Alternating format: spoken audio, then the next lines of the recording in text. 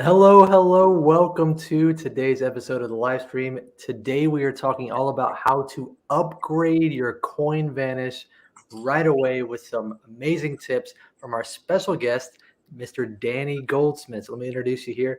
Danny, what's up, man? Hey, how's it going? Thanks for having me.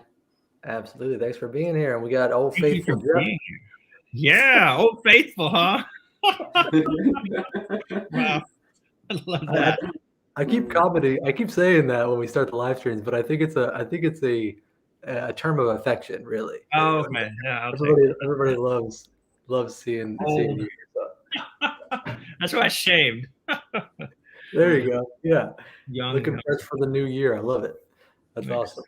awesome. So yeah, we're gonna jump in here. Shiloh got a few people here that are jumping in the comments and saying hello. So good to see you guys. Good to see you as always.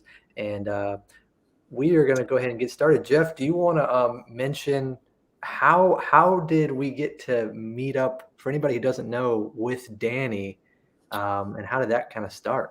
Well, Dan I met a handful of years ago now, 3 or 4 years ago, and I saw him on Instagram. I like to say I discovered him. Danny needed no discovery, though. It would not take long for the world to be in astonishment of his coin magic. And so, literally, I saw a video of his, and I reached out. I direct messaged him that day and said, "Would you do a project with me?" Like I didn't wait. I'm very cautious on that kind of stuff. We don't release just anything and everything at Copeland Coins. But within moments of seeing a video, I reached out to Danny. He's a really cool guy, and we set something up and started working on a project, which became Insights. It was our first contributing artist. That's something that wasn't by my hands. Trust him that much with his magic, and so we're here to learn from him today. He's come to teach. He's come to prepare, to astonish you, and I am just excited to have my friend Danny Goldsmith with us. So yeah. Yes, absolutely. It's so awesome. So if you are familiar with Danny and his work, like go ahead and put something in the comments, throw a like in here and put how you're familiar with Danny and his work. And we're going to go ahead and kind of toss this over to you a little bit, Danny. Can you show us something real quick, a little eye candy, just to give everybody a little taste of what you're going to be talking about today? Yeah, so we're going to talk about a handful of things, right? But Jeff mentioned Insights. That was my first project, and it was such a pleasure to work with Jeff and to know Jeff and to have him basically help me kind of get my footing in the magic community and kind of releasing work. Hold on, let me get one of these just for a little. Hold on, I see another one there. There we go. Now we have two. Excuse me. There's these little space pockets I pull coins out of. They distort matter and unfortunately can make them do all kinds of things they shouldn't, like, fall through your hand or fall up or all kinds of silly things. They're not quite real. They're like they even taste kind of not quite real. Careful though, they will get stuck in your sinuses. You absolutely don't want those in your nose. That's really gross. I apologize. I'm gonna put that back. There we go. Wait, hold on. Sorry, that's stuck. It's not any better. Wait. There we go. Same issue. Gross boogers. Much apologies. Let's just. Where's that space pocket? There we go. Bravo. That's incredible. That's silly. I haven't done that routine in a bit. Yeah, those who aren't catching on, that is in essence the Insights routine that Danny first released with us, and it is beautiful as always. It's fantastic. Just love to see how that's growing. So yes, that's Insights, and it's insightful. Oh, man. So good. I remember when you came to the Tricks convention a few years ago, people were freaking out when you ate the coin. It looks, and here's the thing that people may not have noticed. Yeah, it's hard to hear on the video, but you can hear the coin being eaten. And even do you have a jumbo coin with you? Yeah, hold on. It's incredible. All right, I'll do this. What's this? It's not. rubber or anything. You gotta be careful with this. Sorry, I'm slightly out of focus. Come on, camera. Come back. Okay, so you have to be careful with this. In swallowing one of these, obviously it's huge. You want to be able to shrink it down. Only because it can get so small, so tiny, can we actually get it to fit down the esophagus. So careful with this one. There you go. Oh, there we go. It's tough on the lungs. Jeez, that's incredible. That's Nice, incredible. man. So as you guys can see, we wanted to bring Danny because it's such beautiful visual magic Yep. that is going to just shock, it's going to shock your audience. Yeah. Exactly. That's available on the homage package deal on my website. People always ask where they can get that. It's kind of hidden, so that's where you'll find it. Yeah, I don't want to miss that one for sure. So let's get into the topic while we're here, because we've only got a limited amount of time. We got Danny for just a few moments. Yep. And what was it? Go ahead. Can you tell us, Danny, what's kind of what's the basis of this? You were talking about there's kind of issues with vanishes. What do you mean there? We're going to talk about vanishes and how to make your vanishes much bigger, right? How to get a larger. That's not right. How to get a larger impact from your vanishes. Now, in the insights routine that we just went over, I used a couple of the examples I'm going to talk about. Okay, but let's just get to the core of the issue here. Proper motivation is necessary for a good vanish. Ed Marlowe used to say when people would do a retention, "Wow, that really looked like it went in the hand, huh?" And people thought that was a compliment. It wasn't a compliment, because if you have the thought, man, that really looked like it went in the hand, as a spectator, you're focused on the method. You go, oh, it's this light happening. But the move's not necessarily the vanish. There are situations where the move can be the vanish because the hands can be shown so cleanly. But for the most part, when a coin vanishes, they shouldn't be able to trace back when the move happened. That's the ideal vanish, right? Is they really feel that it's there, the hand closes, and it's gone. So how do we accomplish this? Well, we want to make sure that there's no unmotivated moments, because the second we have an unmotivated moment, there's suspicion, right? So there's ways of kind of presenting magic to make it feel natural, to make the kind of the move, whatever it may be, go under the radar, make sure I'm using the right coin. The 1800 coins are higher quality silver. The 1921s, not so much. They don't grip the hand as well. I don't think not that they're bad. They're just, I don't know. They're not the most ideal to do slides with. So let me put that one away, and we'll use this one here. Nice. There you go. There's the vanish, right? That the move is motivated. Yeah. So we're talking about the dates. So I'm conditioning it by flipping over. So then I go and I flip over again and I do this retention, right? That's it. That's the retention. That's taught in the freebie thing that I'm giving away. So you can learn that there. We're going to get to that at the end here. So yeah. Yeah.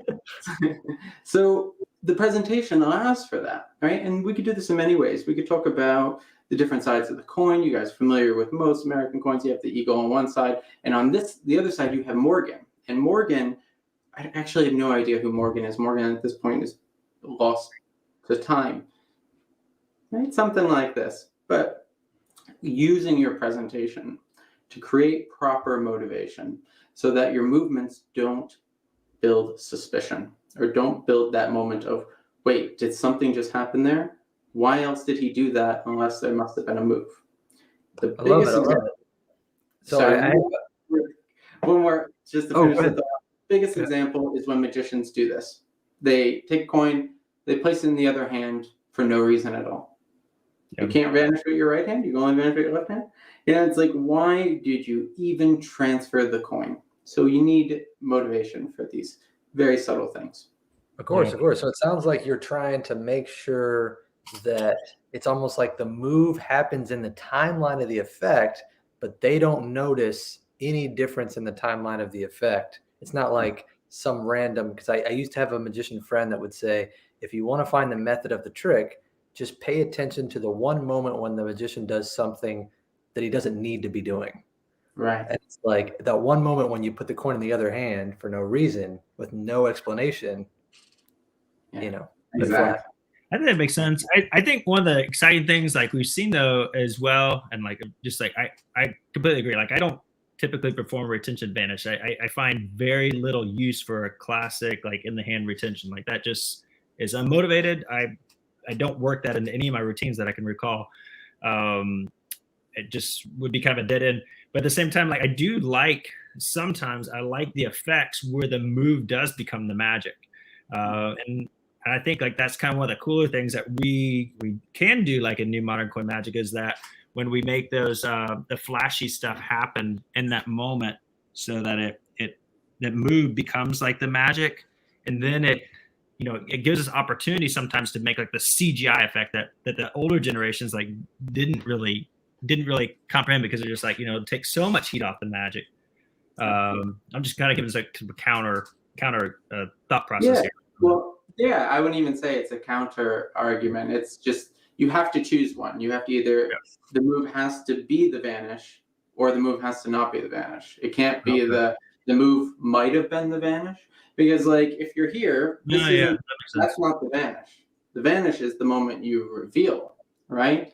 Now you could have something where the move is the vanish. You could have something like this where you show the coin and you vanish and bring it back. Right there, the move is the vanish. But with this, there's a question. What just happened? Why did that happen? There's already a rational thinking and suspicion on their part where they can go, oh, I think a move happened. And if a magician, if a spectator thinks they know 10%, that's enough for them to not suspend disbelief and to just go, oh, he did a move.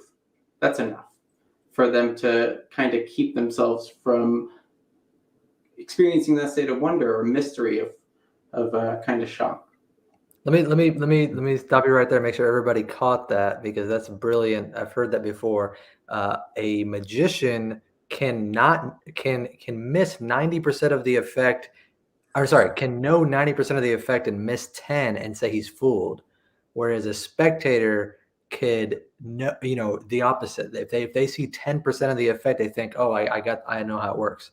And it's like, even if you missed all this other stuff, that one little, that's why we're always talking about details and, everything that's important. And we try really hard at Copeland to, help you have all these tools and resources. So, this is how I incrementally improve my performance, right? This is gold. He's talking about. I think that's a Max Maven quote. I don't know if somebody could correct me if I'm wrong, but I've heard it applied to Penn Jillette with the whole foolish concept, because that show, all you're trying to do is to fool them on one part of the method to 10%. I don't think it's Penn Jillette. I think it's Max Maven, because it makes complete sense. Like if somebody thinks they know any part of it, even if they think they know the wrong method, even if they know nothing, but they figured out a wrong method, the magic is still as cool. Right.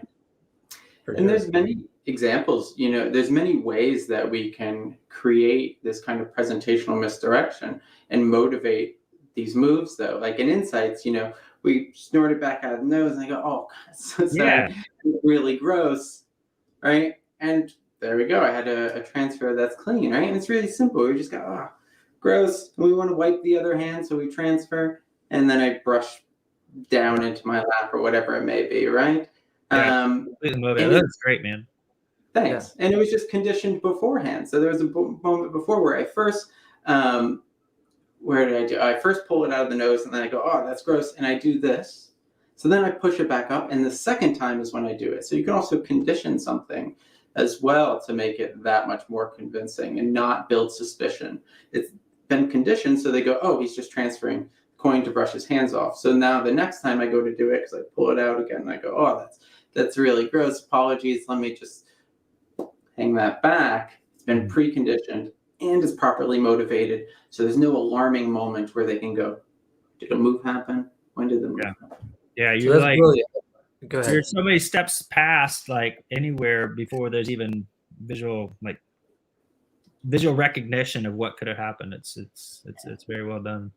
So let's highlight that. So that's number one way that you can improve your coin vanish immediately is thinking about the timeline or the presentation. How can you motivate the move within the presentation? Danny gave you a great example there of because the coin is dirty, he needs to wipe his hands off, and that gives him a motivation to transfer.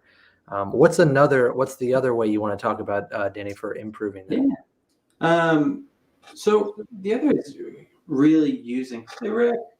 The other way is using tension and relaxation, and this just kind of builds on it, right? You have relaxation can be a comical moment. People relax on a comical moment, right? And in this case, you have you snort this, going back out, you go, yeah, gross, right? And you're looking up at them. You're not focused on the coin. You don't have that subject-object relationship where you're bringing attention to something else. You're coming back, you're relating with them, you're talking with them, you have this moment of, sorry, that's really gross. And it has this comedic aspect, so it's relaxed, and that's a good time to do the move. Or, as we did earlier, we're talking about the different sides. We had the, silver dollar, so we have the eagle side of the coin, and then you guys know the other side of the coin, the head side, right? And you do the move on the relaxation. So you have this quality of we bring attention and turn over and we condition it. And then we come up as, and relax back a little bit as we do the move. So we don't bring that precise attention to it. Because when we relax and our peripheral vision opens back up, we're not in a rational way of thinking. We're not looking at objects and rationalizing and analyzing them. But when we are focused on something, we do. So we can create that moment of analysis by bringing tension to the turnover. First, you want to build tension, and then you can relax it by relaxing back, right? And this is the same for maybe you do a three fly, where the coins jump from one hand to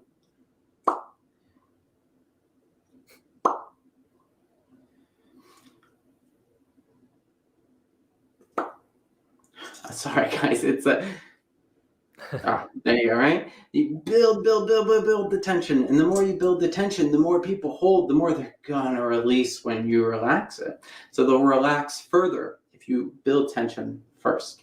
You don't have to do it to that extreme. That's more for an example. But you can get a feel for kind of what happens. So this is great. This for any of you who have heard of that the offbeat, like do the move on the offbeat. This is exactly what Danny's talking about here. Is that if anyone is not familiar with tension and relaxation, it sounds like, Danny, what you're talking about is really just a matter of how do I direct the attention? How do I get the attention focused when I want it and then relaxed when I don't want it? It's almost like imagining it in kind of a breathing organism of the show, right? Yeah. And good storytellers do it. If you watch good storytellers, not even doing something visually, they'll lean in and they will slow down their speaking.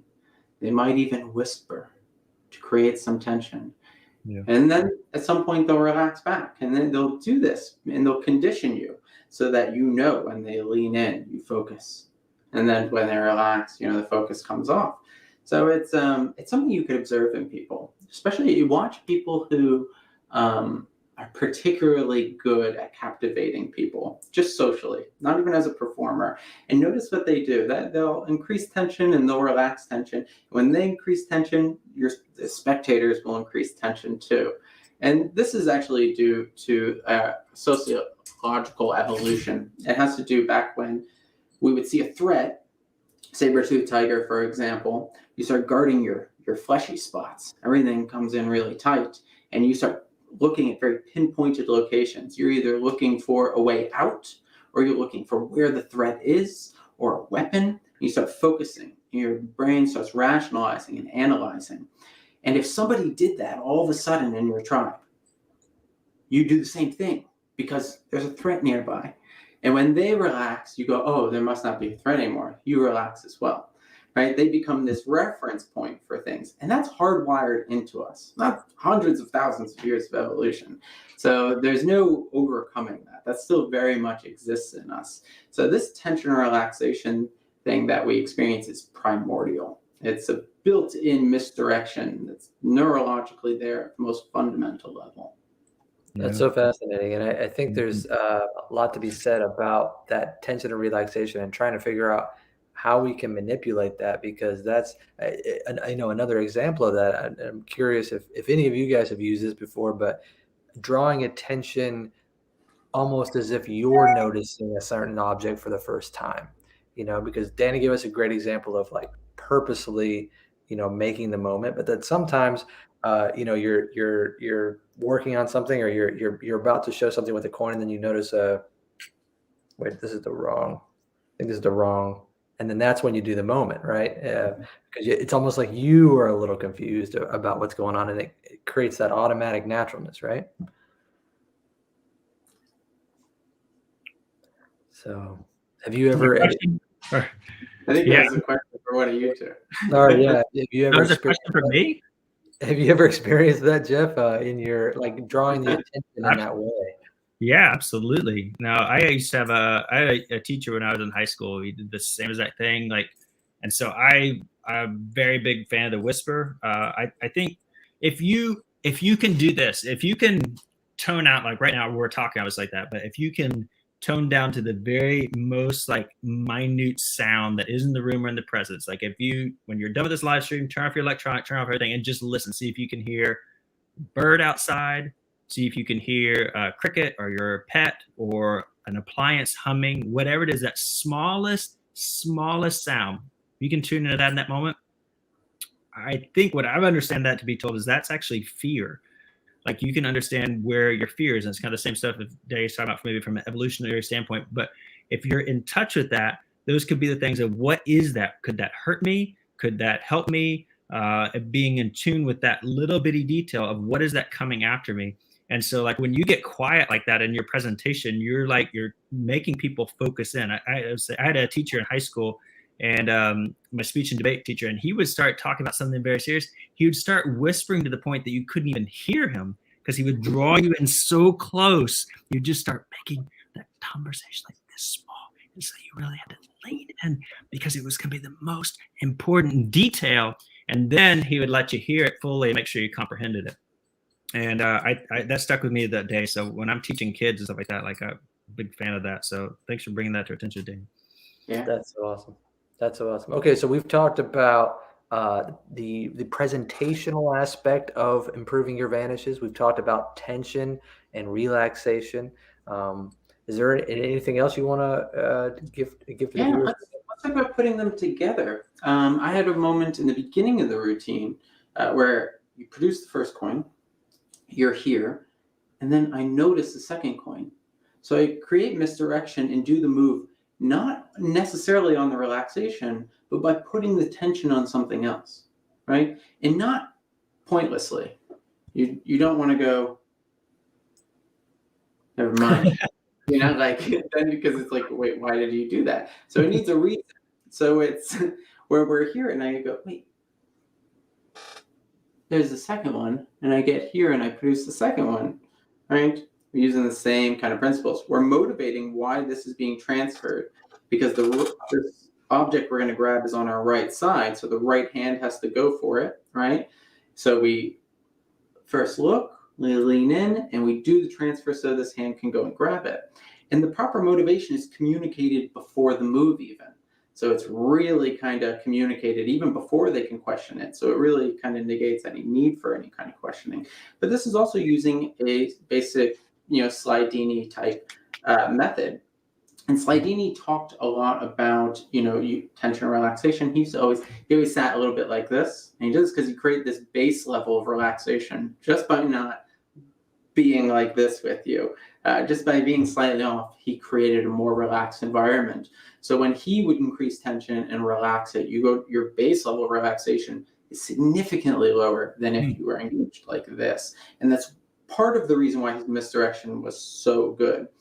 But also, Yeah, let's do this one. Also, with Slidini's table thing, right? You guys know this kind of classic thing. A lot of people don't do this correctly. What he taught was your eyes meet with the coin, your body moves in that direction, and then your hand.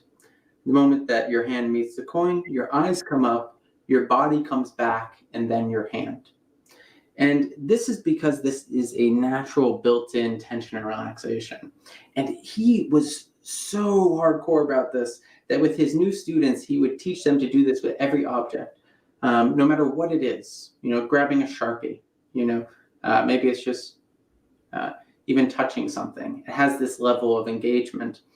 And to the degree that he would go, I want you to do this every time you reach for an object. It should be second nature.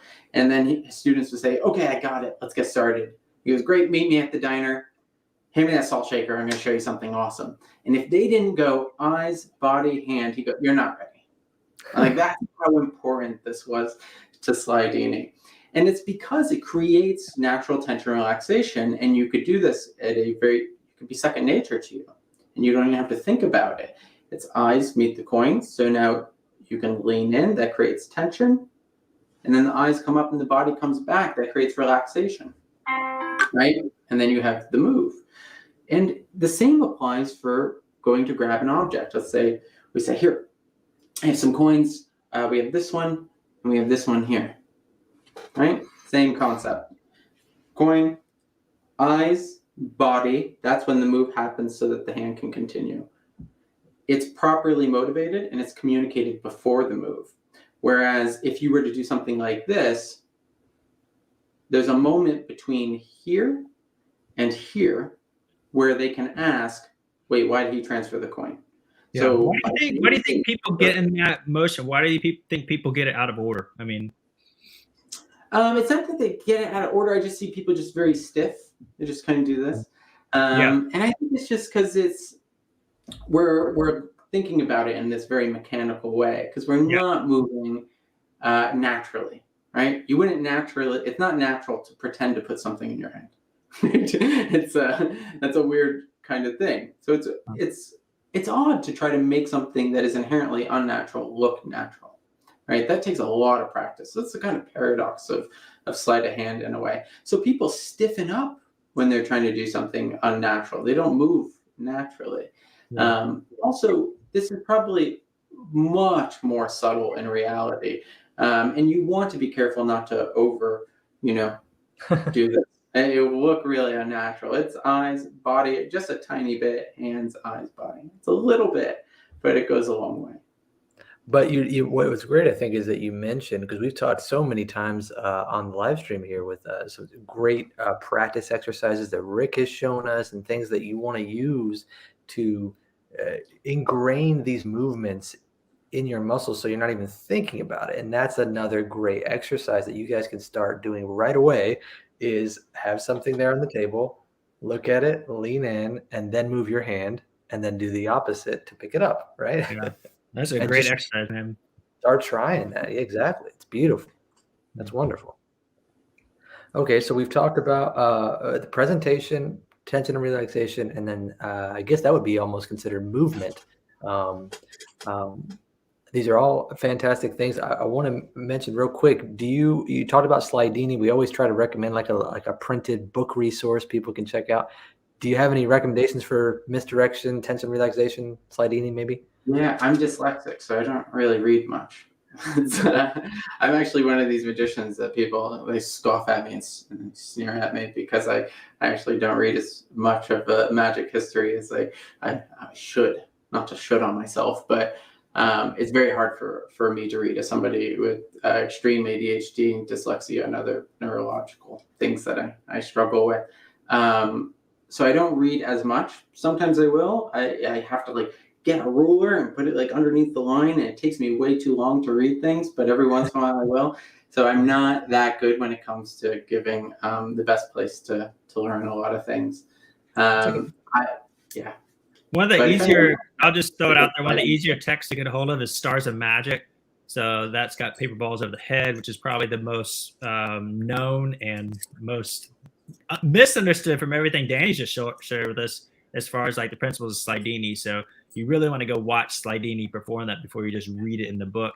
And that's one of the beautiful things about our modern learning, that we can learn off YouTube and have these kind of discussions with Danny and guys who are just doing a great, incredible leading job of advancing coin magic.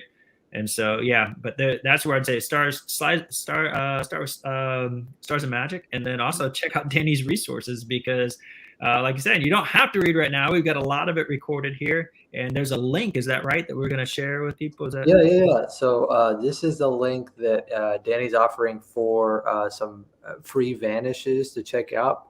But don't leave right this second, because there's one more thing that I think, Danny, you were going to show us something you hinted at, that thing that was a variation on somebody's thing. That's right. Just tell you guys a little bit about the free thing real quick, though. You'll learn a fun vanish I created called the DTV vanish. It's more of a study in kind of proper motivation and economy of motion. But you'll also get a free lecture that breaks down even more things on the retention vanish that I wasn't able to go into here. You'll actually learn the specific technique that I was showing of the flipping over the coin thing, and as well as just kind of standard retention and all of that. So definitely check that out. You'll also get a really awesome interview that I did with Craig Petty, where I dive into lots of theory, angles, and audience management, and so much more. It's a crazy resource full of so much good free stuff. But let me show you this move. So it's a Charlie Miller move. It's called the Flopperino. I'm serious. I don't know. It's been a while. Flopperino. But that's what Dave Ross said it's called. So the move is like so. It looks like this normally. And the coin's at the base of the first finger, and the second finger comes in, clips its edge, and it flips over and lands on what Michael Rubenstein coined as pinky ledge. Pinky ledge is fantastic. You can allow your hands to be really flat and secure a coin without having to clench, right? Because every time somebody does something like this, that every motion communicates something, every single little motion, and that is a grabbing motion. So if you do this, even if that you get this awesome retention of vision, it's like the subconscious mind sees this tension, which, remember, really tension grabs our awareness and goes, why is that grabbing? So we want to be careful with what our emotions communicate, but also putting tension where there doesn't need to be tension. So the pinky ledge is huge. Let's go over the shoulder for this. So it's on the base of the first finger. The second finger just clips the edge, which means it comes up a little bit to clip the edge. And just by bending in, it's going to flip over. The pinky, just by being elevated a little bit, will make this ledge. Whoops. You don't want to go too far, because it's literally just sitting there. We're not purse palming it. Purse palm is like this, where you grab at the first finger as well. And that, though the purse palm is a very useful thing, it creates a little bit of tension just because you are holding. And this will subtly but make the hand feel more relaxed. Purse palm, of course, has its benefits in that you could flip over completely. So it is nice that you can easily get into that position. But that's the movement, like so. Now let's talk about... Sorry, real quick. So when you're doing that, there's not a lot of movement from these fingers to kind of flip the coin over, or how is that? Yeah, it's really just that second finger coming straight in more so. So as you can see here, I'll do it. So it's here. Second finger lifts up, pinches in. You can just practice this. You're not coming above it and down. That's not what's happening. You're actually pinching the side, the edge, which your second finger, as you can see, has to lift up a little bit to do, but it's not going on top of the coin. It's getting the edge and then pinching to the side of the first finger, which will flip it over. It's almost pushing this way on the coin instead of down. Yes, exactly. Gotcha. Okay. It's only very subtly down. It is 99% sideways. So that's the basic mechanics of this move. Now, normally it's done like this, but I would see all of my students had this habit of going like this, grabbing like this, because they weren't comfortable with a coin and pinky ledge. It just takes a while to get comfortable here. So before you start trying to put all the moves together, break things down into sections. Just do this. Just pinch and onto pinky ledge. Make sure your hand's at a 45-degree angle, because you're not going to do it here or you'll flash. You have to be more like this. So place the hand at a 45, do the move and catch on pinky ledge, and get comfortable doing that without the impulse of grabbing. Once you're happy with this, then you can bring this hand in front and bring the elbow back a little bit so that the hand can come down. And at its highest point is when that coin's going to flash. And you want that to line up right about here, that flash, because they see the flash and then the fingers close, which covers that area, making it feel like it landed in the hand. Now, here's my own little subtlety on this. It's very subtle, but it makes a difference. I was seeing all my students do this clenching thing. And I was like, that of teaching them how that communicates tension and communicates that you're catching something. And I was like, oh, but if that communicates that you're catching something, then the inverse would communicate that you're releasing something. So what if you had the hands really cupped to start with, and you open as you do the move? Then you get this nice little subtlety of making it really feel as if you're releasing something. And it's a very subtle thing, but it's a nice little subtlety, right? So it's the same exact move, but we're just going to curl the fingers in and open as we pinch it. And it just gives this nice feeling, more like you're releasing the coin.